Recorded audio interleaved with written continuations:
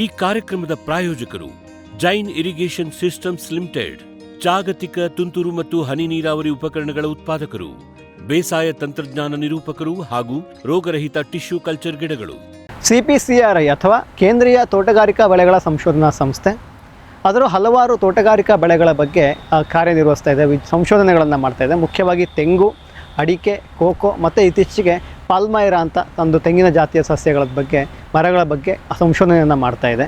So ಈ CPCRI ಶುರುವಾಗಿದ್ದು ಯಾವಾಗ, ಇದು ಯಾವ ಬೆಳೆಗಳ ಸಂಶೋಧನೆ ಮಾಡೋಕ್ಕೆ ಶುರು ಮಾಡಿತ್ತು, ಅದರ ನಂತರ ಯಾವ ಬೆಳೆಗಳು ಸದ್ಯಕ್ಕೆ ಸಂಶೋಧನೆಗಳಾಗ್ತಾ ಇವೆ, ಯಾವ ಬೆಳೆಗಳ ಯಾವ ವಲಯಗಳಲ್ಲಿ ಯಾವ ಭಾಗಗಳತ್ತ ಹೆಚ್ಚಿನದಾಗಿ ಸಂಶೋಧನೆಗಳನ್ನು ಮಾಡ್ತಾ ಇದ್ದಾರೆ. ಈ ತೋಟಗಾರಿಕಾ ಬೆಳೆಗಳಲ್ಲಿ ಅದರಲ್ಲೂ ಮುಖ್ಯವಾಗಿ ತೆಂಗು, ಅಡಿಕೆ, ಕೋಕೋ ಇದರಲ್ಲಿ ಏನೆಲ್ಲ ಸಮಸ್ಯೆಗಳು ಬರ್ತಾ ಇದೆ ಅದನ್ನು ಪರಿಹರಿಸೋ ನಿಟ್ಟಿನಲ್ಲಿ ಯಾವ ರೀತಿ ಸಂಶೋಧನೆಗಳು ಇಲ್ಲಿ ಆಗ್ತಾ ಇದ್ದಾವೆ ಅನ್ನೋದ್ರ ಬಗ್ಗೆ ಇವತ್ತು ನಾವು ಕೇಂದ್ರೀಯ ತೋಟಗಾರಿಕಾ ಬೆಳೆಗಳ ಸಂಶೋಧನಾ ಸಂಸ್ಥೆ ಕಾಸರಗೋಡಲ್ಲಿ ಇದ್ದೀವಿ. ಇದರ ನಿರ್ದೇಶಕರಾಗಿರುವಂತಹ ಡಾಕ್ಟರ್ ಹೆಬ್ಬಾರ್ ಸರ್ ಅವರನ್ನು ಮಾತಾಡಿಸಿ ಎಲ್ಲ ಮಾಹಿತಿಗಳನ್ನು ಪಡ್ಕೊಂಡು ಬರೋಣ. Central plantation crop research institute ಅಂದರೆ ಕೇಂದ್ರೀಯ ತೋಟದ ಬೆಳೆಗಳ ಸಂಶೋಧನಾ ಸಂಸ್ಥೆ.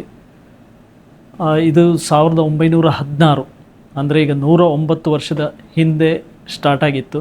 ಮೇಯ್ನಾಗಿ ಅವಾಗ ತೆಂಗಿನ ಬೆಳೆಗಳ ಬಗ್ಗೆ ಸ್ಟಾರ್ಟ್ ಆಗಿತ್ತು.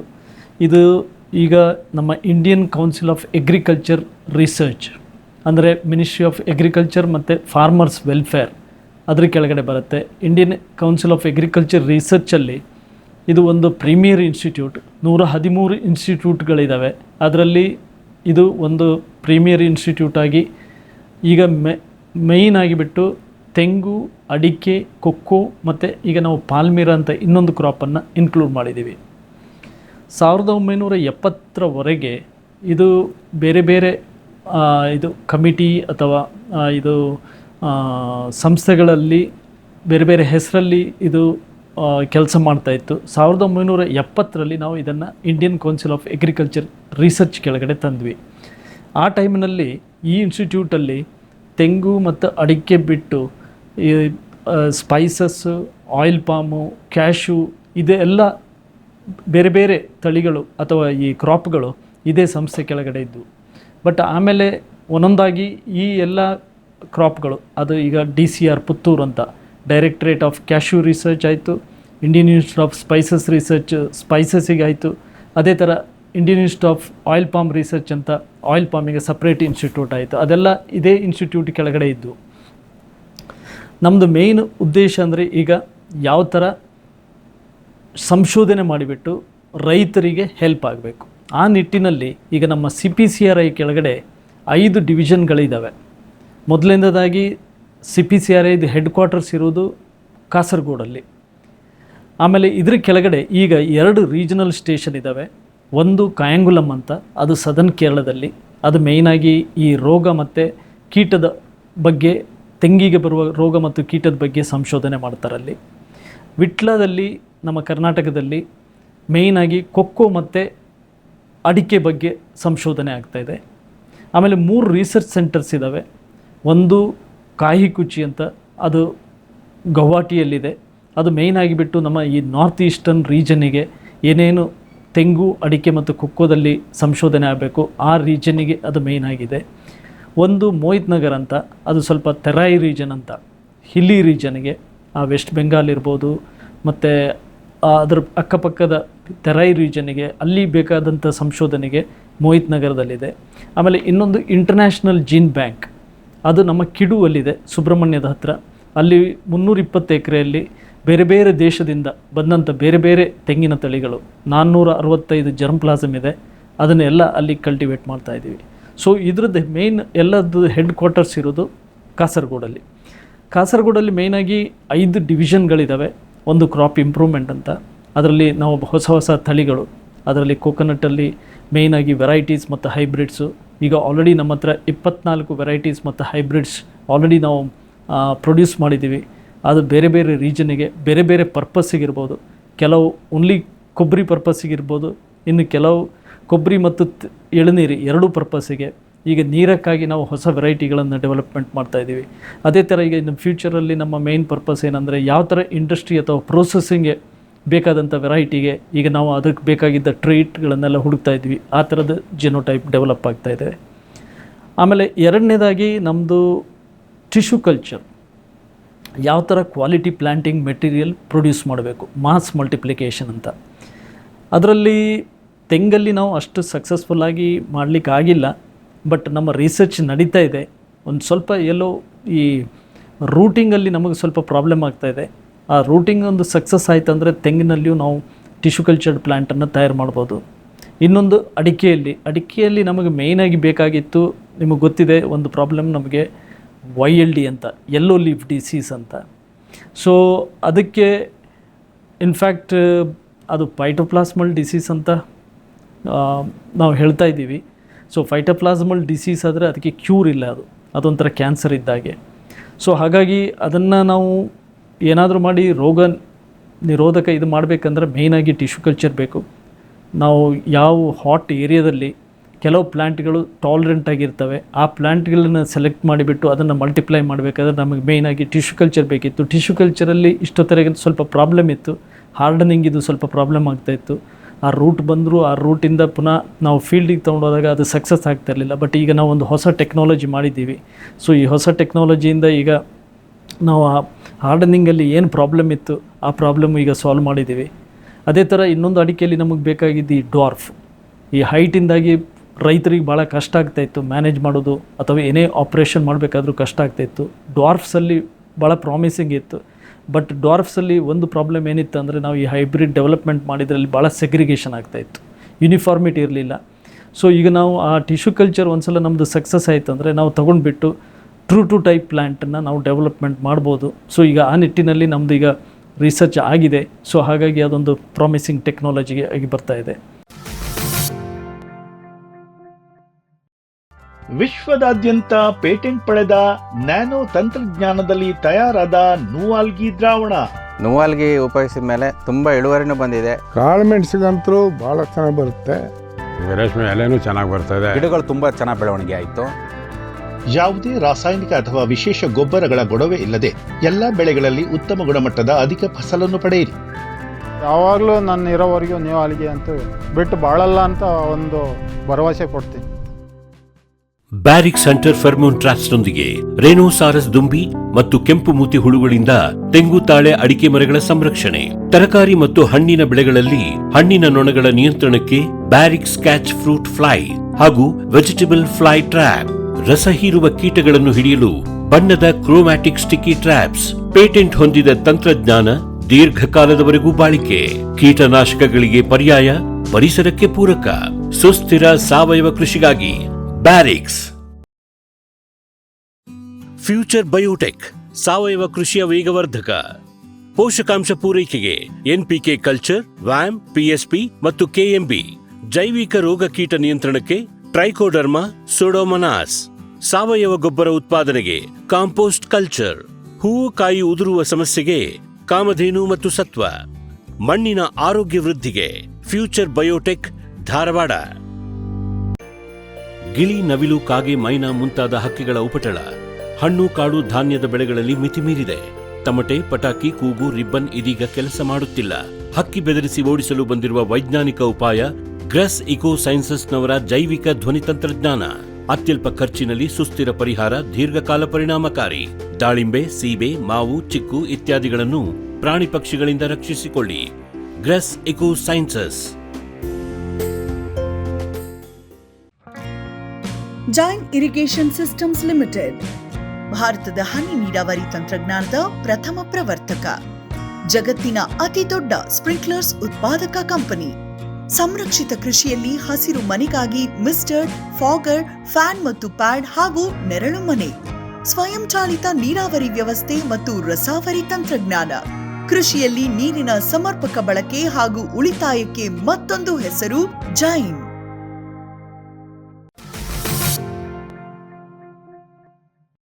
ಎರಡನೇ ಡಿವಿಷನ್ ಅಂದರೆ ನಮ್ಮ ಕ್ರಾಪ್ ಪ್ರೊಡಕ್ಷನ್ ಅಂತ. ಈ ಕ್ರಾಪ್ ಪ್ರೊಡಕ್ಷನಲ್ಲಿ ನಾವು ಮೇಯ್ನಾಗಿ ಎಷ್ಟು ಡಿಸ್ಟೆನ್ಸಲ್ಲಿ ನಾವು ಪ್ಲ್ಯಾಂಟಿಂಗ್ ಮಾಡಬೇಕು, ಆಮೇಲೆ ಎಷ್ಟು ನಾವು ಇರಿಗೇಷನ್ ಕೊಡಬೇಕು, ಎಷ್ಟು ಫರ್ಟಿಲೈಸರ್ ಹಾಕಬೇಕು, ಆಮೇಲೆ ಯಾವ ಥರದ್ದು ಇಂಟರ್ ಕ್ರಾಪಿಂಗ್ ತೊಗೋಬೋದು, ಎಷ್ಟು ನಾವು ಸಾಯಿಲಿಗೆ ಇದು ಆರ್ಗ್ಯಾನಿಕ್ ಮ್ಯಾಟ್ರ್ ಇರಬೇಕು, ಎಷ್ಟು PH ಅಲ್ಲಿ ಇರಬೇಕು. ಸೊ ಈ ಥರದ್ದು ನಾವು ರಿಸರ್ಚ್ ಮಾಡ್ತಾಯಿದ್ದೀವಿ. ಬಟ್ ನಾವು ಬೇರೆ ದೇಶಕ್ಕೆಲ್ಲ ಹೋಲಿಸಿದರೆ ಒಂದು ಪ್ರಾಬ್ಲಮ್ ನಾವು ನೋಡ್ತಾ ಇರೋದೇನೆಂದರೆ ನಮ್ಮ ಇಂಡಿಯಾದಲ್ಲಿ ಕಾಸ್ಟ್ ಆಫ್ ಪ್ರೊಡಕ್ಷನ್ ಭಾಳ ಹೈ ಆಗ್ತಾಯಿದೆ. ಒಂದು ನಟ್ಟಿಗೆ ನಾವು ಏನು ಹೇಳ್ತಾ ಇದ್ದೀವಿ ಅಂದರೆ ಒಂದು ಕೋಕೋನಟ್ ಆಗಬೇಕಾದ್ರೆ ಅದಕ್ಕೆ ಹತ್ರ 9ರಿಂದ 10 ರೂಪಾಯಿ ಆಗುತ್ತೆ. ನಮ್ಮದು ಪ್ರೈಸ್ ಡೌನ್ ಆದಾಗ ಭಾಳ ಪ್ರಾಬ್ಲಮ್ ಆಗುತ್ತೆ. ಹಾಗಾಗಿ ಈ ಕಾಸ್ಟ್ ಆಫ್ ಪ್ರೊಡಕ್ಷನನ್ನು ಹೇಗೆ ಕಡಿಮೆ ಮಾಡಬೇಕು ಆ ನಿಟ್ಟಿನಲ್ಲಿ ಈಗ ನಾವು ರಿಸರ್ಚ್ ಮಾಡ್ತಾ ಇದ್ದೀವಿ. ಸೊ ಮೇಯ್ನಾಗಿ ನಾವು ಹೇಗೆ ಸಾಯಿಲ್ ಹೆಲ್ತನ್ನು ಕಾಪಾಡಬೇಕು. ನೀವೀಗ ಕೇಳ್ತಾ ಇದ್ದೀರಿ ಕ್ಲೈಮೇಟ್ ಚೇಂಜ್ ಅಂತ. ಸೊ ಕ್ಲೈಮೇಟ್ ಚೇಂಜ್ ಅಂದರೆ ಹವಾಮಾನ ಬದಲಾವಣೆ. ಸೊ ಹವಾಮಾನ ಬದಲಾವಣೆಯಿಂದ ನಾವು ಭಾಳ ಪ್ರಾಬ್ಲಮನ್ನು ಫೇಸ್ ಮಾಡ್ತಾ ಇರ್ತೀವಿ. ಕೆಲವು ಟೈಮ್ ರೈತರು ಬಂದು ನಮಗೆ ಹೇಳ್ತಾರೆ ತೆಂಗಿನ ಮರದಲ್ಲಿ ತೆಂಗಿನಕಾಯೇ ಇಲ್ಲ, ಅಡಿಕೆ ಮರದಲ್ಲಿ ಅಡಿಕೆದು ಪ್ರಾಬ್ಲಮ್ ಆಗಿದೆ. ಸೊ ಮೇಯ್ನಾಗಿ ಟೆಂಪ್ರೇಚರ್ ಇದು ಪ್ರಾಬ್ಲಮ್ ಆಗ್ತಾಯಿದೆ. ನಿಮಗೆ ಗೊತ್ತಿದೆ ತೆಂಗು ಅಥವಾ ಅಡಿಕೆ ಒಂದು ಟ್ರಾಪಿಕಲ್ ಕ್ರಾಪ್ ಅಂತ. ಅದಕ್ಕೆ ರಫ್ಲಿ ಒಂದು 25ರಿಂದ 30 ಡಿಗ್ರಿದು ಟೆಂಪ್ರೇಚರ್ ಬೇಕು.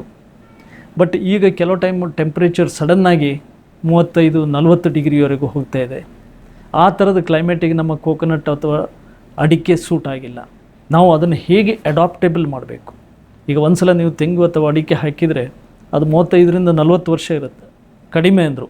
ಕೆಲವು 70-80 ವರ್ಷ 100 ವರ್ಷದವರೆಗೂ ಇರುತ್ತೆ ಒಳ್ಳೆ ಮ್ಯಾನೇಜ್ಮೆಂಟ್ ಆದರೆ. ಸೊ ಈ ಥರ ಒಂದು ಸಲ ಹಾಕಿ ಆದ್ರ ಮೇಲೆ ಈ ಥರ ಸಡನ್ ಆಗಿ ಕ್ಲೈಮೇಟ್ ಚೇಂಜ್ ಆಗಿಬಿಡ್ತಂದರೆ ಈ ಕ್ರಾಪನ್ನು ನಾವು ಹೇಗೆ ಅಡಾಪ್ಟೇಬಲ್ ಮಾಡಬೇಕು. ಇದರಿಂದಾಗಿ ತುಂಬ ರೈತರಿಗೆ ನಷ್ಟವೂ ಆಗ್ತಾಯಿದೆ. ಇಮ್ಮಿಡಿಯೇಟಾಗಿ ಅಡಾಪ್ಟ್ ಮಾಡ್ಕೊಳ್ಳೋಕ್ಕಾಗಲ್ಲ. ಬಟ್ ಯಾವ ಥರ ಸಾಯಿಲಿಂದ ನಾವು ಅಡಾಪ್ಟ್ ಮಾಡಬೇಕು ಆ ನಿಟ್ಟಿನಲ್ಲಿ ನಾವು ರಿಸರ್ಚ್ ಮಾಡ್ತಾಯಿದ್ದೀವಿ. ಸೊ ಅದಕ್ಕೆ ಈಗ ಸಾಯಿಲ್ ಹೆಲ್ತನ್ನು ಹೇಗೆ ಇಂಪ್ರೂವ್ಮೆಂಟ್ ಮಾಡ್ಕೋಬೇಕು, ಆ ಸಾಯಿಲ್ ಹೆಲ್ತ್ ಇಂಪ್ರೂವ್ ಮಾಡಿಬಿಟ್ಟು ಯಾವ ಥರ ಮೈಕ್ರೋ ಕ್ಲೈಮೇಟನ್ನು ಚೇಂಜ್ ಮಾಡಿಬಿಟ್ಟು ಪ್ಲ್ಯಾಂಟಿಗೆ ಜಾಸ್ತಿ ಪ್ರಾಬ್ಲಮ್ ಆಗದಿದ್ದಾಗಿ ಯಾವ ಥರ ನೋಡ್ಕೋಬೇಕು. ಸೊ ಆ ನಿಟ್ಟಿನಲ್ಲಿ ರಿಸರ್ಚ್ ಮಾಡ್ತಾಯಿದ್ದೀವಿ. ಅದರಲ್ಲಿ ಒಂದು ಇಂಪಾರ್ಟೆಂಟ್ ಕಾಂಪೊನೆಂಟ್ ಏನಂದರೆ ಆರ್ಗ್ಯಾನಿಕ್ ಮ್ಯಾಟ್ರ್ ಕಂಟೆಂಟನ್ನು ಹೇಗೆ ಜಾಸ್ತಿ ಮಾಡಬೇಕು. ಏನಾಗಿಬಿಟ್ಟಿದೆ ಈಗ ಬರ್ತಾ ಬರ್ತಾ ರೈತರು ಕೆಮಿಕಲ್ ಫರ್ಟಿಲೈಸರಿಗೆ ಹೋಗಿಬಿಟ್ಟಿದ್ದಾರೆ, ಜಾಸ್ತಿ ಆರ್ಗ್ಯಾನಿಕ್ ಮ್ಯಾಟ್ರ್ ಹಾಕ್ತಾ ಇಲ್ಲ. ನಾವೇನು ಹೇಳ್ತಾ ಇದ್ದೀವಿ ಅಂದರೆ ಇಂಟಗ್ರೇಟೆಡ್ ನ್ಯೂಟ್ರಿಯೆಂಟ್ ಮ್ಯಾನೇಜ್ಮೆಂಟ್ ಭಾಳ ಇಂಪಾರ್ಟೆಂಟು ಅಂತ. ಪ್ಲ್ಯಾಂಟಿಗೆ ಬೇಕಾದಷ್ಟು ನ್ಯೂಟ್ರಿಯೆಂಟು ಸಿಗಬೇಕು, ಅದೇ ಥರ ಸಾಯಿಲಲ್ಲಿ ಆರ್ಗ್ಯಾನಿಕ್ ಮ್ಯಾಟ್ರು ಇರಬೇಕು. ಸೊ ಓನ್ಲಿ ಆ ಆರ್ಗ್ಯಾನಿಕ್ ಮ್ಯಾಟ್ರ್ ಇದ್ದಾಗ ಮೈಕ್ರೋಬಿಯಲ್ ಪಾಪ್ಯುಲೇಷನ್ ಇರುತ್ತೆ, ರೂಟ್ ಒಳ್ಳೆ ಗ್ರೋತ್ ಆಗ್ತಾ ಇರುತ್ತೆ. ಆಮೇಲೆ ರೂಟ್ ಗ್ರೋತ್ ಆಗಿಬಿಟ್ಟು ಪ್ಲ್ಯಾಂಟ್ ಹೆಲ್ದಿಯಾಗಿರುತ್ತೆ. ಹೆಲ್ದಿ ಆದಾಗ ನೀವು ಯಾವುದೇ ಥರದ್ದು ಸ್ಟ್ರೆಸ್ ಬರಲಿ, ಅದು ಬಯೋಟಿಕ್ ಸ್ಟ್ರೆಸ್ ಅಥವಾ ಎಬಯೋಟಿಕ್ ಸ್ಟ್ರೆಸ್ಸು. ಬಯೋಟಿಕ್ ಸ್ಟ್ರೆಸ್ ಅಂದರೆ ಅದು ಕೀಟ ಇರ್ಬೋದು, ರೋಗ ಇರ್ಬೋದು. ಎಬಯೋಟಿಕ್ ಸ್ಟ್ರೆಸ್ ಅಂದರೆ ಟೆಂಪ್ರೇಚರ್ ಇರ್ಬೋದು, ಡ್ರೌಟ್ ಇರ್ಬೋದು, ಫ್ಲಡ್ಡಿಂಗ್ ಇರ್ಬೋದು, ಅಥವಾ ಯಾವುದೇ ಪ್ರಾಬ್ಲಮ್ ಬಂದರೂ ಪ್ಲ್ಯಾಂಟಿಗೆ ರೋಗ ನಿರೋಧಕ ಶಕ್ತಿ ಇರುತ್ತೆ. ಸೊ ಆದ್ದರಿಂದ ಸಾಯಿಲ್ ಹೆಲ್ತನ್ನು ಕಾಪಾಡೋದು ಭಾಳ ಇಂಪಾರ್ಟೆಂಟ್. ಸೊ ಆ ನಿಟ್ಟಿನಲ್ಲಿ ಈಗ ನಾವು ಇಲ್ಲಿ ರಿಸರ್ಚ್ ಮಾಡ್ತಾಯಿದ್ವಿ. 3ನೇ ಡಿವಿಷನ್ ಅಂದರೆ ಕ್ರಾಪ್ ಪ್ರೊಟೆಕ್ಷನ್ ಡಿವಿಷನ್ ಅಂತ. ನಿಮಗೆ ಗೊತ್ತಿದೆ ರೋಗ ಮತ್ತು ಕೀಟ ಇದೆರಡು ಭಾಳ ಇಂಪಾರ್ಟೆಂಟ್. ಇದು ಎರಡು ಬಂತಂದರೆ ಈ ಪೆರೆನಿಯಲ್ ಕ್ರಾಪಲ್ಲಿ ಇಷ್ಟು ಹೈಟಿನ ಕ್ರಾಪು ತೆಂಗು ಮತ್ತು ಅಡಿಕೆಯಲ್ಲಿ ರೈತನಿಗೆ ಏನೂ ಮಾಡೋಕ್ಕಾಗಲ್ಲ, ಭಾಳ ಕಷ್ಟ ಅದು. ಸೊ ಅದು ಬಾರ್ದಿದ್ದಾಗಿ ಯಾವ ಥರ ಮಾಡಬೇಕು, ಯಾವ ಥರದ ತಳಿ ಸೆಲೆಕ್ಟ್ ಮಾಡಬೇಕು, ಯಾವ ಥರ ವೆರೈಟಿ ಅಥವಾ ಇದರಲ್ಲಿ ಏನಾದರೂ ಡಿಫ್ರೆನ್ಸ್ ಇದೆಯಾ. ಸೊ ಅದು ಮಾಡ್ತಾಯಿದ್ದೀವಿ. ಬಟ್ ಆ ಥರದ್ದು ತಳಿ ಸಿಗೋದು ಭಾರಿ ಕಷ್ಟ. ಬಟ್ ಈ ರೋಗ ಬಂದರೂ ನಾವು ಸಾಯಿಲ್ ಹೆಲ್ತನ್ನು ಮ್ಯಾನೇಜ್ಮೆಂಟ್ ಮಾಡಿಬಿಟ್ಟು ಯಾವ ಥರ ಅದನ್ನು ಕಾಪಾಡ್ಬೋದು ಪ್ಲ್ಯಾಂಟನ್ನು, ಸೊ ದ್ಯಾಟ್ ರೈತರಿಗೆ ಈಲ್ಡ್ ಕಮ್ಮಿ ಆಗದಿದ್ದಾಗ ನೋಡ್ಕೋಬೇಕು. ಅದು ಒಂದು ನಿಟ್ಟಿನಲ್ಲಿ ಕೆಲಸ. ಎರಡನೇದು, ಈಚ್ ಟೈಮ್ ರೋಗ ಬಂತಂತ ಮರ ಹತ್ತಿ ನೋಡೋದು ಭಾಳ ಕಷ್ಟ. ಸೊ ಅದಕ್ಕೆ ಈಗ ನಾವು ಒಂದು ಟೆಕ್ನಿಕ್ ಏನು ಮಾಡ್ತಾಯಿದ್ದೀವಿ ಅಂದರೆ, ಎಸ್ಪೆಷಲಿ ಇಂಜಿನಿಯರಿಂಗ್ ಕಾಲೇಜ್ ಜೊತೆ ಎಲ್ಲ ನಾವು ಸ್ವಲ್ಪ ಕೊಲಾಬ್ರೇಟ್ ಮಾಡ್ತಾಯಿದ್ದೀವಿ. ಕೊಲಾಬ್ರೇಟ್ ಮಾಡಿಬಿಟ್ಟು ಕೆಳಗಡೆಯಿಂದನೇ ಈಗ ದೋಟಿ ಅಥವಾ ಫೈಬರ್ ಪೋಲ್ ಅಂತ ಬರ್ತಾಯಿದೆ. ಆ ಫೈಬರ್ ಪೋಲಿಗೆ ನಾವೊಂದು ಮೇಲಿಂದ ಕ್ಯಾಮರಾ ಫಿಕ್ಸ್ ಮಾಡಿ ಕೆಳಗಡೆ ಒಂದು ಮಾನಿಟ್ರ್ ಫಿಕ್ಸ್ ಮಾಡಿಬಿಟ್ಟು ಎಲ್ಲಿ ನಮಗೆ ಸ್ವಲ್ಪ ಸಸ್ಪಿಷನ್ ಇದೆ ಇಲ್ಲಿ ಈ ಥರದ್ದು ರೋಗ ಬಂದಿರ್ಬೋದು, ಬಡ್ ರಾಟ್ ಫಾರ್ ಎಕ್ಸಾಂಪಲ್ ತೆಂಗಿನ ಮರಕ್ಕೂ ಬರುತ್ತೆ, ಅಡಿಕೆ ಮರಕ್ಕೂ ಬರುತ್ತೆ, ಎಲ್ಲ ಮರಕ್ಕೂ ನಾವು ಹತ್ತಿ ನೋಡೋಕ್ಕಾಗಲ್ಲ. ಸೊ ಕೆಳಗಡೆಯಿಂದನೇ ಈ ಪೋಲ್ ಯೂಸ್ ಮಾಡಿಬಿಟ್ಟು ನಾವು ಕೆಳಗಡೆಯಿಂದನೇ ಮಾನಿಟ್ರ್ ಮಾಡಿ, ಸೊ ಈಗ ಅದಕ್ಕೆ ಬೇರೆ ಬೇರೆ ಟೈಪಿದ್ದು ನಾವು ಈ ಕಂಟ್ರೋಲ್ ಮೆಜರ್ಸ್ ಮಾಡಿದ್ದೀವಿ. ಟ್ರೈಕೋಗ್ರಾಮ ಇದು ಕೇಕ್ ಇರ್ಬೋದು ಅಥವಾ ಬೇರೆ ಬೇರೆ ಕೆಮಿಕಲಿದ್ದು ಕೇಕ್ ಎಲ್ಲ ಮಾಡಿದ್ದೀವಿ. ಸೊ ಅದನ್ನು ಹೇಗೆ ನಾವು ಕೆಳಗಡೆಯಿಂದನೇ ಮಾನಿಟ್ರ್ ಮಾಡಿಬಿಟ್ಟು ಈ ಫೈಬರ್ ಪೋಲ್ ಮೂಲಕ ನಾವು ಅದನ್ನು ಇದು ಕಳಿಸಿಬಿಟ್ಟು ಮೇಲೆ ಕಳಿಸಿಬಿಟ್ಟು ಒಂದು ಗೈಡೆಡ್ ಮೂಲಕ ಆ ಕ್ಯಾಮರಾದ ಮೂಲಕನೇ ನಾವು ಹೇಗೆ ಅದನ್ನು ಅಲ್ಲಿ ಡೆಪಾಸಿಟ್ ಮಾಡ್ಬೋದು. ಸೊ ಮರ ಹತ್ತಬೇಕಂತ ಇಲ್ಲ, ಕೆಳಗಡೆಯಿಂದನೇ ಇದನ್ನು ಹೇಗೆ ಮಾಡ್ಬೋದು ಅಂತ ಆ ನಿಟ್ಟಿನಲ್ಲಿ ಕೆಲಸ ಆಗ್ತಾಯಿದೆ. ಆಮೇಲೆ ಇನ್ನೊಂದು ಮೇಯ್ನ್ ಅಂದರೆ ಈ ಸರ್ವೇಲೆನ್ಸ್ ಅಂದರೆ ನಾವು ಕೆಳಗಡೆಯಿಂದ ನೋಡೋಕ್ಕಾಗಲ್ಲ, ಮೇಲಿಂದನೇ ಈ ಮರಕ್ಕೆ ಏನಾದರೂ ಪ್ರಾಬ್ಲಮ್ ಆಗಿದೆಯಾ. ಸೊ ಆ ನಿಟ್ಟಿನಲ್ಲಿ ಹೇಗೆ ಡ್ರೋನನ್ನು ಯೂಸ್ ಮಾಡ್ಬೋದು. ಈಗ ಬೇರೆ ಬೇರೆ ಟೈಪಿನ ಡ್ರೋನ್ ಬಂದಿದೆ, ಅದು ಸ್ಪ್ರೇಗಿರ್ಬೋದು ಅಥವಾ ಸರ್ವೇಲೆನ್ಸಿಗಿರ್ಬೋದು. ಸೊ ಅದರಲ್ಲಿ ನಾವು ಈಗ ಅದನ್ನು ಅದರದ್ದು ಸ್ಟ್ಯಾಂಡರ್ಡ್ ಆಪ್ರೇಟಿಂಗ್ ಪ್ರೊಸೀಜರ್ ಅಂತ ಇದೆ, ಅದನ್ನು ಸ್ಟ್ಯಾಂಡರ್ಡೈಸ್ ಮಾಡ್ತಾಯಿದ್ದೀವಿ. ಅಡಿಕೆಗೆ ಆಲ್ರೆಡಿ ಮಾಡಿದ್ದೀವಿ, ಈಗ ತೆಂಗಿಗೂ ಮಾಡ್ತಾಯಿದ್ದೀವಿ. ಮೈಕ್ರೋನ್ಯೂಟ್ರಿಯೆಂಟ್ ಸ್ಪ್ರೇಗೆ ಅಥವಾ ಈ ಯಾವುದ್ಯಾವುದು ರೋಗ ಬರುತ್ತೆ ಅದನ್ನು ಹೇಗೆ ಇದು ಮಾಡಬೇಕು ಅಂತ ಈ ನಿಟ್ಟಿನಲ್ಲಿ ಕೆಲಸ ಆಗ್ತಾಯಿದೆ. ಇನ್ನೊಂದು ಭಾಳ ಇಂಪಾರ್ಟೆಂಟ್ ಅಂದರೆ, ಯಾವುದೇ ಇದಕ್ಕೂ ಈಗ ಮನುಷ್ಯರಿಗಿರಲಿ ಅಥವಾ ಪ್ಲ್ಯಾಂಟ್ಸಿಗೆ ಇರಲಿ, ರೋಗ ಬರಬೇಕಾದ್ರೆ ಮೊದಲೇ ಯಾವ ಥರ ರೋಗ ಬರ್ಬೋದು, ಯಾವ ಥರ ನಾವು ಅದನ್ನು ಪ್ರಿಪೇರ್ ಆಗಿ ಇಡಬೇಕು, ಆ ಥರದ್ದೊಂದು ಇನ್ಫಾರ್ಮೇಷನ್ ಸಿಗೋದು ಭಾಳ ಇಂಪಾರ್ಟೆಂಟ್. ಅದಕ್ಕೆ 4 ವಾರ್ನಿಂಗ್ ಸಿಸ್ಟಮ್ ಅಂತ ಇದ್ದಾರೆ. ಸೊ ಅದಕ್ಕೆ ನಾವು ಯಾವ ಥರದ್ದು ನಮ್ಮ ಹತ್ರ ಡೇಟಾ ಬೇಕು, ಆ್ಯಸ್ ಎ ಸೈಂಟಿಸ್ಟ್ ಆಗಿಬಿಟ್ಟು ನಮಗೆ ಮೇನ್ ಬೇಕಾಗೋದಂದರೆ ಡೇಟಾ. ಸೊ ಅದು ನಮ್ಮ ಈ ತೆಂಗು ಮತ್ತು ಅಡಿಕೆಯಲ್ಲಿ ಸ್ವಲ್ಪ ಕಡಿಮೆ ಇದೆ, ಯಾಕೆಂದರೆ ರಿಸರ್ಚ್ ಮಾಡೋದು ಭಾಳ ಕಷ್ಟ. ಸೊ ಆ ನಿಟ್ಟಿನಲ್ಲಿ ಈಗ ಇನ್ಫ್ಯಾಕ್ಟ್ ನಾವು ಈಗ ಇಲ್ಲಿ ಕಾಸರಗೋಡಲ್ಲಿ ಒಂದು ಕಲ್ಪ ಒಬ್ಸರ್ವೇಟ್ರಿ ಅಂತ, ಸೊ ಸೈಂಟಿಸ್ಟ್ ಏನು ಅದು ತೆಂಗಿನ ಕ್ರೌನು ಅಥವಾ ತೆಂಗಿನ ಮೇಲ್ಗಡೆ ಕೆನೋಪಿ ಇದೆ, ಅಲ್ಲಿಗೆ ಹೋಗಿಬಿಟ್ಟು ಸ್ಟೆಪ್ಸ್ ಥರದ್ದು ಒಂದು ಸ್ಟ್ರಕ್ಚರ್ ಮಾಡಿದ್ದೀವಿ. ಅಲ್ಲಿಗೆ ಹೋಗಿಬಿಟ್ಟು ಸೈಂಟಿಸ್ಟ್ಗಳು ಕೂತು ಅಲ್ಲಿ ಎಕ್ಸಾಕ್ಟ್ಲಿ ಏನು ಆಗ್ತಾಯಿದೆ ಅಂತ ನೋಡಿ ಅವರೇ ಒಬ್ಸರ್ವ್ ಮಾಡಿ ಆ ಥರದ್ದು ಡೇಟಾ ಕಲೆಕ್ಟ್ ಮಾಡ್ತಾಯಿದ್ದೀವಿ. ಈ ಡೇಟಾ ನಮ್ಮ ಯಾವ ಥರ ಇದರಲ್ಲಿ ಸಾಯಿಲ್ ಡೇಟಾ, ಪ್ಲ್ಯಾಂಟ್ ಡೇಟಾ ಮತ್ತು ಅಟ್ಮಾಸ್ಫಿಯರ್ ಡೇಟಾ ಅದು ಕಲೆಕ್ಟ್ ಮಾಡಿಬಿಟ್ಟು ಅದು ಯಾವ ಥರ ಇಂಟ್ರ್ಯಾಕ್ಷನ್ ಆಗ್ತಾಯಿದೆ, ಯಾವ ಥರದ್ದು ಈಗ ಕ್ಲೈಮೇಟ್ ಬಂದುಬಿಟ್ರೆ ಯಾವ ಥರ ಪ್ಲ್ಯಾಂಟ್ ರೆಸ್ಪಾಂಡ್ ಮಾಡಬೇಕು, ಯಾವ ಥರದ್ದು ಸಾಯಿಲ್ ಬೇಕು ಅದಕ್ಕೆ, ಇದನ್ನು ನಾವು ಕ್ಯಾಲ್ಕುಲೇಟ್ ಮಾಡಿಬಿಟ್ಟು ಒಂದು 4 ವಾರ್ನಿಂಗ್ ಸಿಸ್ಟಮ್ ಅಂತ ಡೆವಲಪ್ಮೆಂಟ್ ಮಾಡಲಿಕ್ಕೆ ರೆಡಿ ಆಗ್ತಾಯಿದ್ವಿ.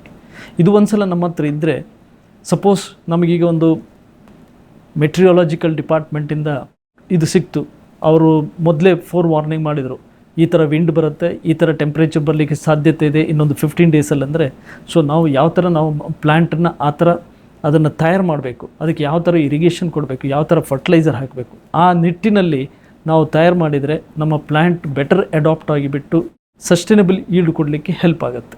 ಸೊ ಈ ನಿಟ್ಟಿನಲ್ಲಿ ನಮ್ಮ ಕೆಲಸ ನಡೀತಾ ಇದೆ.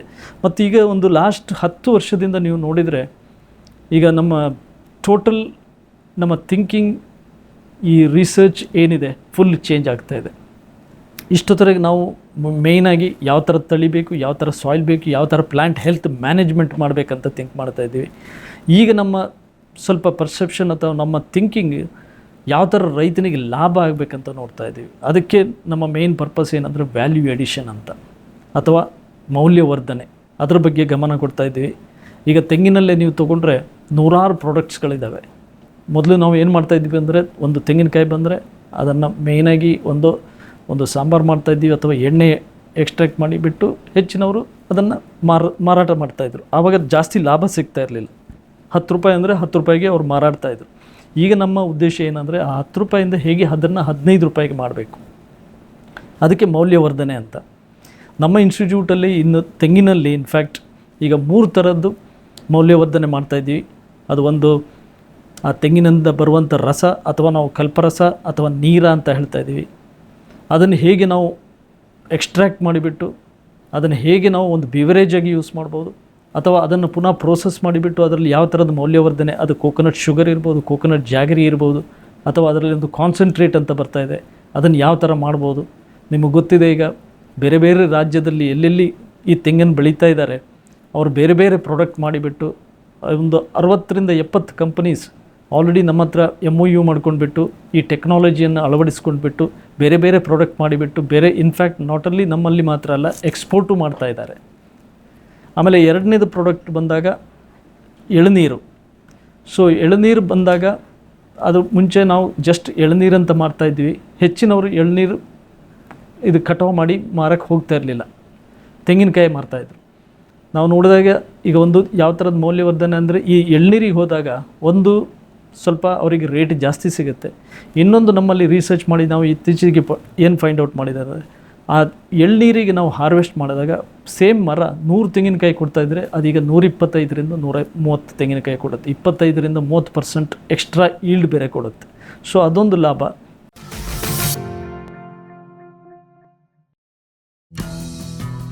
ಜೈನ್ಸ್ ಜಗತ್ತಿನ ಅತಿದೊಡ್ಡ ಅಂಗಾಂಶ ಕೃಷಿ ಪ್ರಯೋಗಾಲಯ ಹಾಗೂ ಟಿಸಿ ಗಿಡಗಳ ಉತ್ಪಾದಕರು.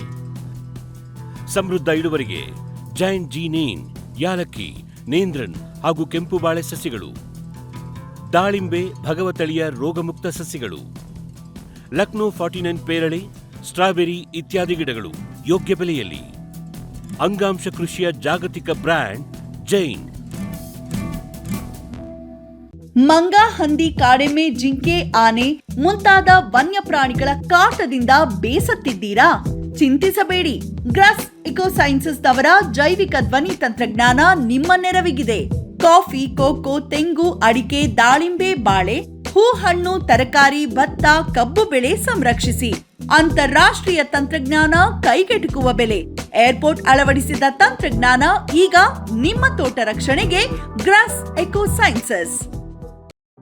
ಗ್ರೀನ್ ಪ್ಲಾಸ್ಟ್ ISI ಪ್ರಮಾಣೀಕೃತ ಪರಿಶುದ್ಧ HDPE ಜಿಯೋ ಮೆಂಬ್ರೇನ್ ಪಾಂಡ್ ಲೈನರ್ಗಳು. ಕೃಷಿ ಹೊಂಡ, ಕೆರೆ, ಕಾಲುವೆ, ಮೀನುಕೊಳ, ಸ್ಪಿರುಲಿನಾ ಹೊಂಡಗಳಿಗೆ ಬೇಕಾದ ಆಕಾರ ಮತ್ತು ವಿಸ್ತೀರ್ಣಗಳಲ್ಲಿ ಸರ್ಕಾರದ ಸಬ್ಸಿಡಿ ಯೋಜನೆಯಡಿ ಲಭ್ಯ. 100% ಪುನರ್ಬಳಕೆ, UV ಮತ್ತು ಒಡಕು ನಿರೋಧಕ, ಪಕ್ಕಾ ಜೋಡಣೆ, 5 ವರ್ಷಗಳ ಲಿಖಿತ ವಾರಂಟಿ.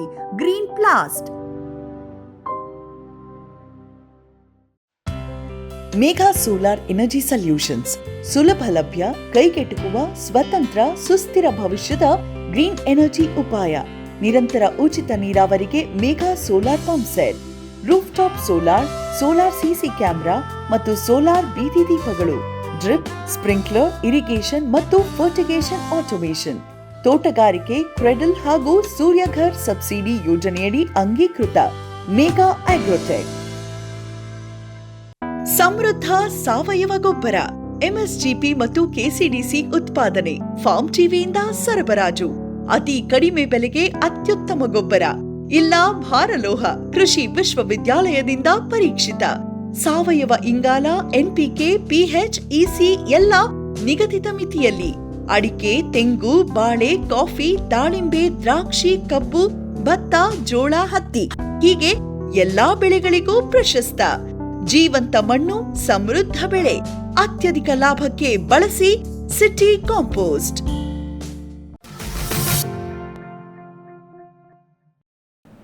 ಮೂರನೇದಾಗಿ ಈ ತೆಂಗನ್ನು ಯಾವ ಥರ ಬೇರೆ ಬೇರೆ ಎಳನೀರನ್ನು ಯಾವ ಥರ ಬೇರೆ ಬೇರೆ ವಿಧಾನದಲ್ಲಿ ಪ್ರೋಸೆಸ್ ಮಾಡಿಬಿಟ್ಟು ಅದರದ್ದು ಟ್ರಾನ್ಸ್ಪೋರ್ಟೇಷನ್ ಎಫಿಷಿಯನ್ಸಿ ಜಾಸ್ತಿ ಮಾಡ್ಬೋದು, ಶೆಲ್ಫ್ ಲೈಫನ್ನು ಯಾವ ಥರ ಜಾಸ್ತಿ ಮಾಡ್ಬೋದು, ಆ ನಿಟ್ಟಿನಲ್ಲಿಯೂ ರಿಸರ್ಚ್ ಆಗ್ತಾ ಇದೆ. Matured coconut. ಈಗ ನಾನು ಆವಾಗಲೇ ಹೇಳಿದಾಗೆ ಮೆಚೂರ್ಡ್ ಕೋಕೋನಟ್ಟಲ್ಲಿ ಬೇರೆ ಬೇರೆ ಪ್ರಾಡಕ್ಟ್. ಮುಂಚೆ ಖಾಲಿ ನಾವು ತೆಂಗಿನ ಎಣ್ಣೆ ಅಂತ ಮಾರ್ತಾಯಿದ್ದೀವಿ, ಈಗ ವರ್ಜಿನ್ ಕೋಕೋನಟ್ ಆಯಿಲ್ ಅಂತ ಹೋಗ್ತಾ ಇದ್ದೀವಿ. ಈ ವರ್ಜಿನ್ ಕೋಕೋನಟ್ ಆಯಿಲಲ್ಲಿ ಬೇರೆ ಬೇರೆ ಟೈಪ್ ಇದು. ಅದು ಹಾಟ್ ಪ್ರೋಸೆಸ್ ಇರ್ಬೋದು, ಫರ್ಮೆಂಟೇಷನ್ ಟೆಕ್ನಾಲಜಿ ಇರ್ಬೋದು, ಅಥವಾ ಸೆಂಟ್ರಿಫ್ಯೂಗಲ್ ಟೆಕ್ನಿಕ್ ಇರ್ಬೋದು. ಇನ್ನೊಂದು EDG ಮೆಥಡ್ ಅಂತ, ಅದನ್ನು ಎಕ್ಸ್ಟ್ರಾಕ್ಟ್ ಮಾಡಿ ಡ್ರೈ ಮಾಡಿ ಅದನ್ನು ಗ್ರೇಟಿಂಗ್ ಮಾಡಿ ಆಮೇಲೆ ಇದು ಅದರಿಂದ ಎಣ್ಣೆ ಅಂತ ತೆಗೆಯುವಂಥದ್ದು. ಬೇರೆ ಬೇರೆ ಮೆಥಡ್. ಸೊ ಬೇರೆ ಬೇರೆಯವರು ಬೇರೆ ಬೇರೆ ಟೈಪಿನ ಮೆಥಡಾಲಜಿಯನ್ನು ಅಡಾಪ್ಟ್ ಮಾಡ್ತಾರೆ. ಅದು ಯಾವ ಥರ ಅದನ್ನು ಅವರು ಯೂಸ್ ಮಾಡಬೇಕು ಅದ್ರ ಮೇಲೆ ಆ ನಿಟ್ಟಿನಲ್ಲಿ ಅದನ್ನು ಯೂಸ್ ಮಾಡ್ತೀವಿ. ಅದೇ ಥರ ತೆಂಗಿನಿಂದ ಮೆಚೂರ್ಡ್ ಇದರಿಂದ ನಾವು ಚಿಪ್ಸ್ ಅಂತ ಮಾಡ್ತೀವಿ, ಅದೊಂದು ಒಳ್ಳೆ ಪ್ರಾಡಕ್ಟ್. ಅಥವಾ ವಿನೆಗರ್ ಇರ್ಬೋದು. ಆ ತೆಂಗಿನ ನೀರು ಹಾಳಾಗಿ ಹೋಗ್ತಾ ಇತ್ತು, ಈಗ ಅದನ್ನು ಹೇಗೆ ಕನ್ವರ್ಟ್ ಮಾಡಿಬಿಟ್ಟು ಜೆಲ್ಲಿ ಅಥವಾ ನಾಟಡಿ ಕೋಕೋ ಅಥವಾ ಅದರಿಂದ ಬಿವರೇಜಸ್ ಮಾಡಿ ಮಾರ್ಬೋದು. ಸೊ ಅದನ್ನು ಮಾಡ್ತಾಯಿದ್ದೀವಿ. ಆಮೇಲೆ ಇನ್ನು ಬಂದಾಗ ತೆಂಗಿನ ನಾರು ಮತ್ತು ತೆಂಗಿನ ಸಿಪ್ಪೆ. ಸೊ ಅದು ಮುಂಚೆ ನಾವು ವೇಸ್ಟ್ ಮಾಡ್ತಾಯಿದ್ವಿ. ಈಗ ಗೊತ್ತಿದೆ ನಿಮಗೆ, ಒಂದು ತೆಂಗಿನ ಇದು ಚಿಪ್ಪು ಅಥವಾ ಗರಟೆ ಅಂತ ನಾವು ಹೇಳ್ತೀವಿ, ಅದಕ್ಕೆ ಭಯಂಕರ ಡಿಮಾಂಡ್ ಇದೆ. 1 kg ಹತ್ರ 15ರಿಂದ 20 ರೂಪಾಯಲ್ಲಿ ಈಗ ಸೇಲ್ ಆಗ್ತಾಯಿದೆ. ಸೊ ಅದೊಂದು ಒಳ್ಳೆ ಪ್ರಾಡಕ್ಟು. ಅದರಿಂದ ಚಾರ್ಕೋಲ್ ಮಾಡ್ತಾರೆ ಅಥವಾ ಆ್ಯಕ್ಟಿವೇಟೆಡ್ ಕಾರ್ಬನ್ ಆಗ್ತಾಯಿದೆ. ಸೊ ಇದರಿಂದ ಬೇರೆ ಬೇರೆ ಪ್ರಾಡಕ್ಟ್ಸನ್ನು ತಯಾರು ಮಾಡ್ಬೋದು. ಸೊ ಈ ಎಲ್ಲ ನಿಟ್ಟಿನಲ್ಲಿ ನೋಡಿದ್ರೆ ನೀವು ತೆಂಗಿನಲ್ಲಿ ಯಾವುದೇ ವೇಸ್ಟ್ ಆಗುವಂಥ ಪ್ರಾಡಕ್ಟ್ಸ್ ಇಲ್ಲ. ಸೊ ಎಲ್ಲ ಪ್ರಾಡಕ್ಟ್ ಅಥವಾ ಬೈ ಪ್ರಾಡಕ್ಟನ್ನು ಯುಟಿಲೈಸ್ ಮಾಡ್ಕೊಂಡ್ಬಿಟ್ಟು ಯಾವ ಥರ ಒಬ್ಬ ರೈತ ಅದನ್ನು ಲಾಭದಾಯಕವಾಗಿ ಅಳವಡಿಸ್ಕೊಳ್ಬೋದು, ಆ ನಿಟ್ಟಿನಲ್ಲಿ ಯಾವ ಟೆಕ್ನಾಲಜಿಯನ್ನು ಅಡಾಪ್ಟ್ ಮಾಡಿದರೆ ಜಾಸ್ತಿ ಲಾಭ ಸಿಗುತ್ತೆ, ಅದು ನಮ್ಮ CPCRIಗೆ ಬಂದರೆ ಈಗ ರೈತರಿಗೆ ನಾವು ಅದನ್ನು ಹೇಳಿಕೊಡ್ತಾ ಇರ್ತೀವಿ. ಅದೇ ಥರ ಟೆಕ್ನಾಲಜಿಯನ್ನು ಟ್ರಾನ್ಸ್ಫರ್ ಮಾಡ್ತಾ ಇರ್ತೀವಿ. ಇನ್ನು ಅಡಿಕೆಯಲ್ಲಿ ಬಂದಾಗ, ಅಡಿಕೆಯಲ್ಲಿ ನಿಮಗೆ ಗೊತ್ತಿದೆ ಈಗ ಏರಿಯಾ ಭಾಳ ಎಕ್ಸ್ಪಾನ್ಷನ್ ಆಗ್ತಾಯಿದೆ. ಒಂದು 2 ವರ್ಷದ ಹಿಂದೆ 7 ಲಕ್ಷ ಇದ್ರೀಗ ಅದು 8 ಲಕ್ಷದಿಂದ 9 ಲಕ್ಷ, ಆಲ್ಮೋಸ್ಟ್ ಪ್ರತಿ ವರ್ಷವೂ 1 ಲಕ್ಷ ಹೆಕ್ಟೇರ್ ಎಕ್ಸ್ಪ್ಯಾನ್ಷನ್ ಏರಿಯಾ ಆಗ್ತಾಯಿದೆ. ಸೊ ಒಂದು ಕಡೆಯಿಂದ ರೈತರಿಗೆ ಅದರಿಂದ ಸ್ವಲ್ಪ ತಲೆಬಿಸಿನೂ ಇದೆ. ಯಾಕೆಂದರೆ ಮಧ್ಯದಲ್ಲಿ ಹೇಳ್ತಾರೆ ಅಡಿಕೆ ತಿಂದರೆ ಅದು ದೇಹಕ್ಕೆ ಹಾನಿಕಾರಕ ಅಂತ. ಇದು FAO ಮತ್ತು ನಮ್ಮ ವರ್ಲ್ಡ್ ಹೆಲ್ತ್ ಆರ್ಗನೈಸೇಷನ್ ಇದು ರಿಪೋರ್ಟು 1994ರಲ್ಲಿ ಅವ್ರು ಪಬ್ಲಿಷ್ ಮಾಡಿದಾಗೆ ಚ್ಯೂಯಿಂಗ್ ಮಾಡಿದರೆ ಕ್ಯಾನ್ಸರ್ ಬರುತ್ತೆ ಅಂತ. ಆ ಥರ ತುಂಬ ರಿಪೋರ್ಟ್ಸ್ ಇದ್ದಾವೆ. ಬಟ್ ಕೆಲವು ರಿಪೋರ್ಟ್ಸ್ ಹೇಳುತ್ತೆ ಇನ್ಫ್ಯಾಕ್ಟ್ ಆ ಥರದ್ದೇನಿಲ್ಲ ಅಡಿಕೆ, ಬಟ್ ಅದಕ್ಕೆ ಸೈಂಟಿಫಿಕ್ ಎವಿಡೆನ್ಸ್ ಇರಲಿಲ್ಲ. ಇನ್ಫ್ಯಾಕ್ಟ್ ನಾವು CPCRIಯಲ್ಲಿ ಈಗ CPCRIಯ ನೇತೃತ್ವದಿಂದ ನಾವು ಬೇರೆ ಬೇರೆ medical colleges, health institutes, reputed ಆರ್ಗನೈಸೇಷನನ್ನೆಲ್ಲ ಒಳಗೂಡಿಸ್ಕೊಂಡು ಈಗ ನಾವೊಂದು ರಿಸರ್ಚನ್ನು ಸ್ಟಾರ್ಟ್ ಮಾಡಿದ್ದೀವಿ ಅದ್ರ ಬಗ್ಗೆ. ಅದು ಹಾನಿಕಾರಕ ಹೌದಾ ಅಲ್ವಾ, ಅಡಿಕೆ ತಿಂದರೆ ಆ ಥರದ್ದು ಏನಾದ್ರು ಪ್ರಾಬ್ಲಮ್ ಇದೆಯಾ ಇಲ್ವಾ ಅಂತ ಸೈಂಟಿಫಿಕ್ಕಾಗಿ ಯಾವ ಥರ ಎವಿಡೆನ್ಸನ್ನು ಕಲೆಕ್ಟ್ ಮಾಡಿ ಅದನ್ನು ಕ್ಲಿಯರಾಗಿ ಹೇಳಬೇಕಂತ. ಸೊ ಆ ನಿಟ್ಟಿನಲ್ಲಿ ಈಗ ರಿಸರ್ಚ್ ಸ್ಟಾರ್ಟ್ ಆಗಿದೆ. ಇನ್ನೊಂದು 2 ಅಥವಾ 3 ವರ್ಷದಲ್ಲಿ ಅದರ ಬಗ್ಗೆ ಕ್ಲಿಯರ್ ಕಟ್ ಐಡಿಯಾಸ್ ಸಿಗುತ್ತೆ. ಸೊ ಇದೊಂದು ಭಾಳ ಇಂಪಾರ್ಟೆಂಟು. ಅದೇ ಥರ ಅಡಿಕೆಯಲ್ಲಿ ಇನ್ನೊಂದಂದರೆ ಈ ನಾರ್ತ್ ಈಸ್ಟ್ ಮತ್ತು ಅಲ್ಲೆಲ್ಲ ಹೋದರೆ ಭಾಳ ಸ್ಪೂರಿಯಸ್ ಸೀಡ್ಲಿಂಗ್ ಸೇಲ್ ಆಗ್ತಾಯಿದೆ. ಇದನ್ನು ಯಾವ ಥರ ತಡೆಗಟ್ಟಬೇಕು, ಆ ನಿಟ್ಟಿನಲ್ಲಿ ನಾವು ಎಲ್ಲ ಕಡೆ ಎಲ್ಲೆಲ್ಲಿ ಬೇಕು, ಯಾವ ಕ್ವಾಲಿಟಿ ಪ್ಲ್ಯಾಂಟಿಂಗ್ ಮೆಟೀರಿಯಲ್ ಬೇಕು, ಅದಕ್ಕೆ ನಮ್ಮಲ್ಲೇ ನಾವು ಇದು ಮದರ್ ಪ್ಲ್ಯಾಂಟ್ಸ್ ಅಂತ ತಯಾರು ಮಾಡಿಬಿಟ್ಟು ಬೇರೆ ಬೇರೆ ಕಡೆಗೆ ಈಗ ಕೊಡ್ತಾಯಿದ್ದೀವಿ. ಸೊ ದ್ಯಾಟ್ ಅವರು ಎಲ್ಲಿ ಅದು ಬೇಕು, ಒಳ್ಳೆ ಪ್ಲ್ಯಾಂಟಿಂಗ್ ಮೆಟೀರಿಯಲ್ ಬೇಕು, ಅದನ್ನು ತಯಾರು ಮಾಡಿಬಿಟ್ಟು ಅವರು ಡಿಸ್ಟ್ರಿಬ್ಯೂಟ್ ಮಾಡ್ಬೋದು ಅಂತ. ಮೂರನೇದು, ಇನ್ನು ಅಡಿಕೆಯಲ್ಲಿ ಇನ್ನೊಂದು ಸಮಸ್ಯೆ ಏನಂದರೆ ಈ ಕ್ವಾಲಿಟಿ ಆಸ್ಪೆಕ್ಟ್, ಶೆಲ್ಫ್ ಲೈಫ್. ಈಗ ಹೆಚ್ಚಿನವ್ರು ಏನು ಮಾಡ್ತಾರೆ ಅಂದರೆ ಅದನ್ನು ಒಣಗಿಸ್ಬಿಟ್ಟು ಸನ್ಲೈಟಲ್ಲಿ ಒಣಗಿಸ್ಬಿಟ್ಟು ಇದು ಮಾರಾಟ ಮಾಡ್ತಾ ಇರ್ತಾರೆ. ಅದಕ್ಕೆ ಒಂದೊಂದು ಸಲ ಈ ಅಫ್ಲೋಟಾಕ್ಸಿನ್ ಅಥವಾ ಈ ಮಾಯ್ಶ್ಚರದು ಪ್ರಾಬ್ಲಮ್ ಆಗುತ್ತೆ, ಶೆಲ್ಫ್ ಲೈಫ್ ಇದು ಎಫೆಕ್ಟ್ ಆಗುತ್ತೆ. ಇದನ್ನು ಹೇಗೆ ನಾವು ಒಂದು ಎಷ್ಟು ಮಾಯ್ಶ್ಚರಲ್ಲಿ ಇಟ್ಟರೆ ಅದು ಅದಕ್ಕೆ ಆ ಥರ ಅಫ್ಲೋಟಾಕ್ಸಿನ್ ಆಗಲ್ಲ, ಮತ್ತು ಅದರಲ್ಲಿ ಮೋಲ್ಡ್ ಬರಲ್ಲ, ಮತ್ತು ಬ್ಯಾಕ್ಟೀರಿಯಲ್ ಕಂಟ್ಯಾಮಿನೇಷನ್ ಆಗಲ್ಲ ಅಂತ ನೋಡೋಕ್ಕೆ ಈಗ ಒಂದು ರಿಸರ್ಚನ್ನು ನಾವು ಸ್ಟಾರ್ಟ್ ಮಾಡ್ತಾಯಿದ್ದೀವಿ. ಕೊಕ್ಕೋದಲ್ಲಿ ನಾವು ಇನ್ನೊಂದು ನೋಡಿದ್ದೇನೆಂದರೆ, ಈಗ ಫಾರ್ ಎಕ್ಸಾಂಪಲ್ ಕೊಕ್ಕೋ ಈ ಪ್ರೈಸ್ ಭಾಳ ಫ್ಲಕ್ಚುಯೇಟ್ ಆಗ್ತಾಯಿದೆ. ಇತ್ತೀಚಿನ ದಿವಸದಲ್ಲಿ ಒಳ್ಳೆ ಪ್ರೈಸ್ ಬರ್ತಾಯಿದೆ. ಈಗ ನಮ್ಮ ಪ್ರೊಜೆಕ್ಷನ್ ಏನಿದೆ ಅಂದರೆ ಮುಂದಿನ ದಿವಸದಲ್ಲಿ ಕೊಕ್ಕೋಕ್ಕೆ ತುಂಬ ಡಿಮಾಂಡ್ ಬರ್ತಾಯಿದೆ.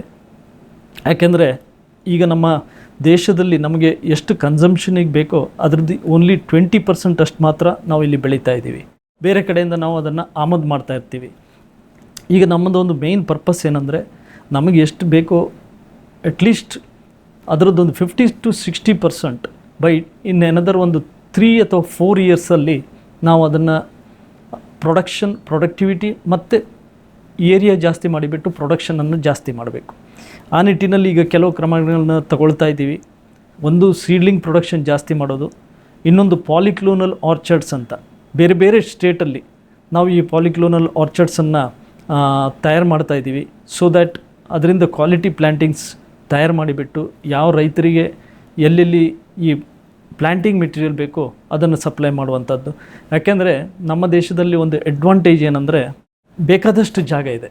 ಈಗ ಬೇರೆ ದೇಶದಲ್ಲಿ ಏನು ಮಾಡಬೇಕಾಗತ್ತೆ, ಅವರು ಫಾರೆಸ್ಟನ್ನು ಕ್ಲಿಯರ್ ಮಾಡಿಬಿಟ್ಟು ಈ ಕೊಕ್ಕೋವನ್ನು ಬೆಳಿಬೇಕಾಗತ್ತೆ. ಆದರೆ ನಮ್ಮ ದೇಶದಲ್ಲಿ ನಮ್ಮ ತೆಂಗು ಮತ್ತು ಅಡಿಕೆ ಮರ ಇರೋದ್ರಿಂದ ಅದರ ಕೆಳಗಡೆ ಕೊಕ್ಕೋ ಚೆನ್ನಾಗಿ ಬರೋದ್ರಿಂದ ನಮ್ಮಲ್ಲಿ ಬೇಕಾದಷ್ಟು ಏರಿಯಾ ಇದೆ. ಸೊ ನಾವು ಈ ಏರಿಯಾ ಎಕ್ಸ್ಪಾನ್ಷನ್ ಮಾಡಿಬಿಟ್ಟು ನಮ್ಮ ಕೊಕ್ಕೋ ಪ್ರೊಡಕ್ಷನನ್ನು ಜಾಸ್ತಿ ಮಾಡ್ಬೋದು. ಸೊ ಆ ನಿಟ್ಟಿನಲ್ಲಿ ಈಗ CPCRI ಕೆಲಸ ಮಾಡ್ತಾಯಿದೆ. ಆಮೇಲೆ ಇನ್ನೊಂದು ಕ್ರಾಪ್ ಅಂದರೆ ಪಾಲ್ಮಿರಾ ಅಂತ.